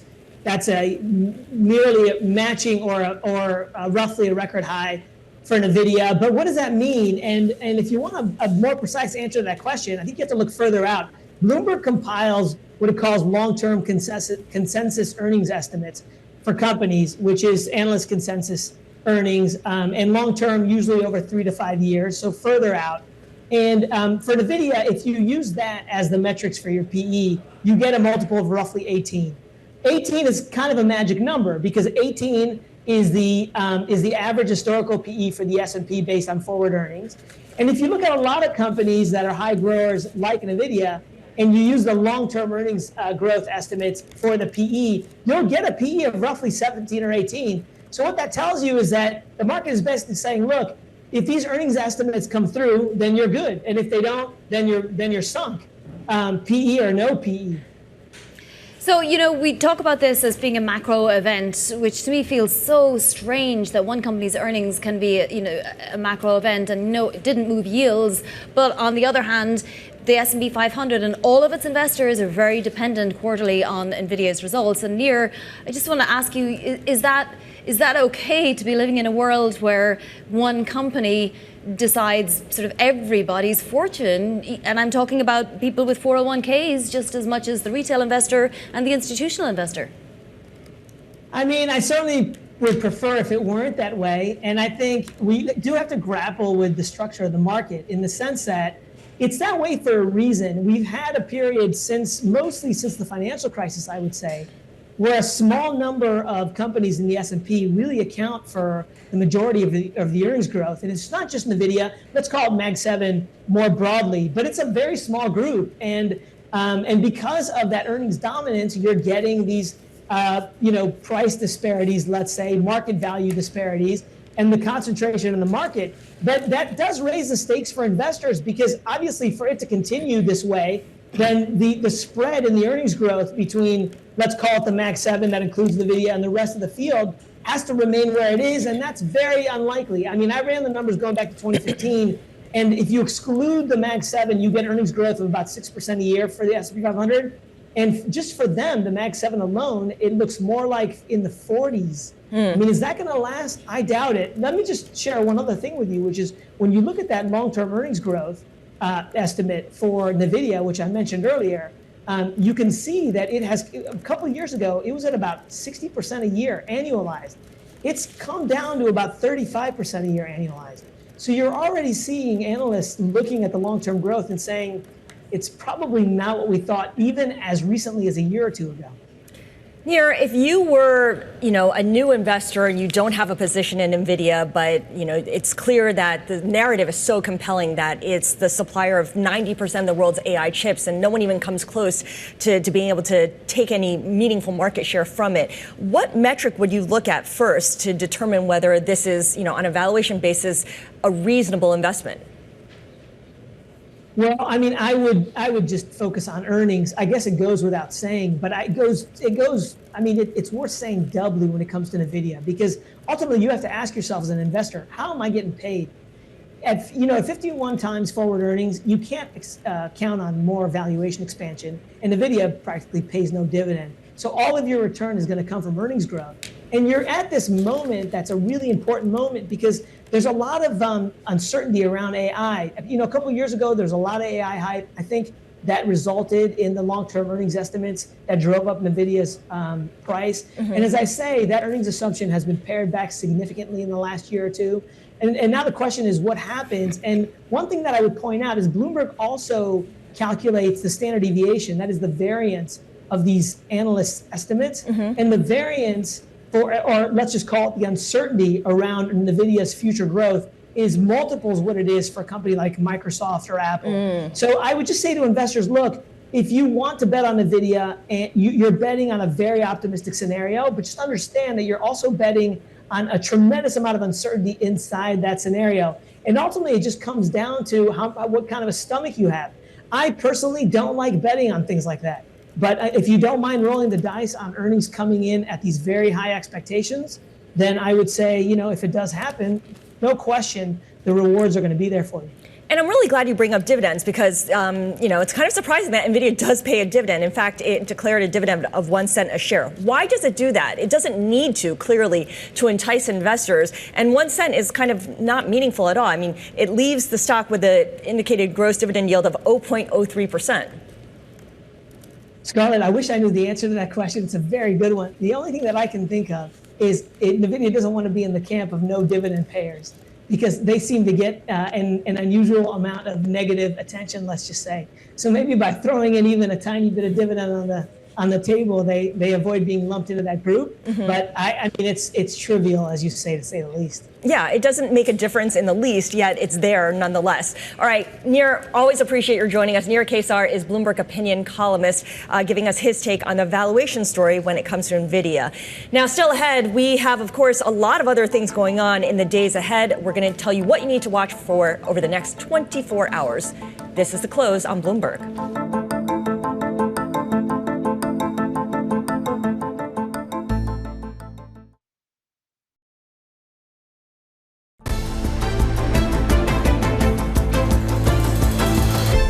A slew of earnings due tomorrow as well, including Gap, BJ's Wholesale and Deere. Our next guest says expectations into Deere results are muted due to a weak retail environment for agricultural equipment. Tami, Zakaria, head of U.S. machinery, engineering and construction at JPMorgan, joins us now. Tami, thank you so much. It has been a tough time for farmers that sort of went crazy during the pandemic and then had to deal with the slowdown. Deere hasn't moved really this year, up 6% or something like that. Tell us what will be the worst out of tomorrow's results. So what I would say, like you said, and thank you for inviting me, what I would say is, if I were to summarize in one sentence my expectations are muted. And if I have to elaborate on that, I would say when Deere reports earnings tomorrow, investors will be focused on what they guide for this quarter and also for fiscal 2025. And the reason expectations are low is because I would mention two things. The first one is we're keeping in perspective the very weak retail demand environment for large ag equipment. And to recap, Brazil, for example, was the first large ag equipment end market that started seeing a slowdown and went into a downturn after several years of robust growth back in mid-2023. Europe followed soon, and now we are seeing North America, large tractor and combined retail sales down double-digit % year over year as of last month. And the other big issue here is inventory. There's too much inventory in the channel. Just to give you one quick data point, as of last month, the number of large tractors and combines in the dealer network was higher than we have seen in the last 5+ years. And so what that means is OEMs like John Deere would have to spend the next few quarters to underproduce or cut production for dealers to be able to clear that channel, and then they can start producing to retail demand. And that's why I say when they report tomorrow, investors are expecting earnings to be down again this year. Let's have a look at this chart because it's from Purdue University and CME Group, and it shows farmers' optimism. Now, the last reading was before the election, and we were seeing it tick up. So farmers getting just ever little bit much more optimistic. Now that Trump's been elected, it's a wild card. Is Trump going to be good for U.S. farmers or not so good?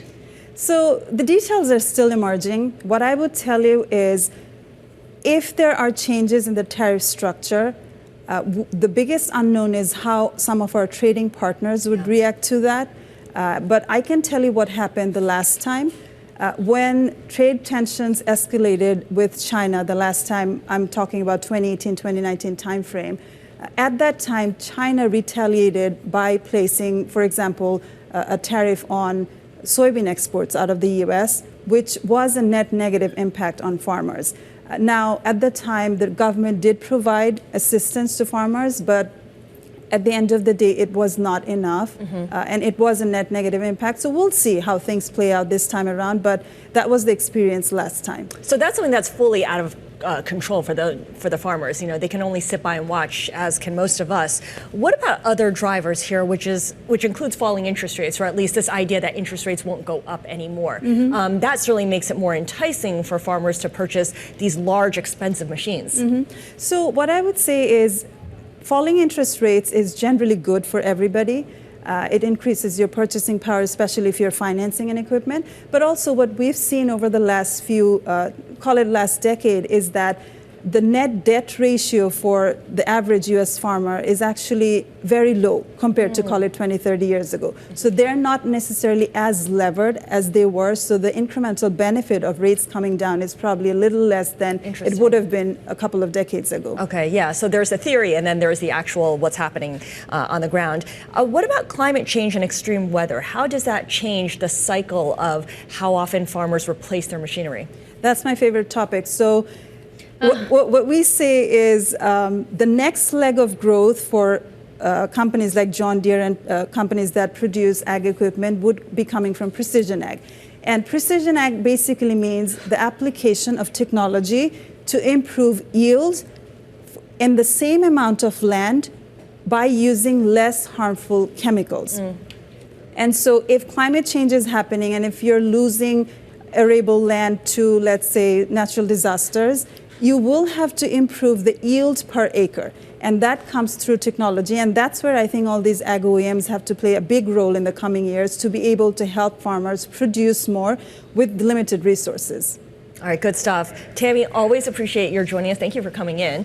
Tami Zakaria covers Deere. She is head of U.S. machinery, engineering, and construction over at JPMorgan. Deere among one of many companies reporting results tomorrow. So let's look ahead to what else we are keeping our eye on over the next 24 hours. The earnings parade continues, Vani, and there's a lot of retailers in the mix here, starting with Ross and Gap. Yeah, and you know, I really think we should probably put Nvidia somewhere on that chart too, because even though earnings are out now, we have the call at 5 p.m. and you know that's what's going to determine the trading for Nvidia tomorrow morning.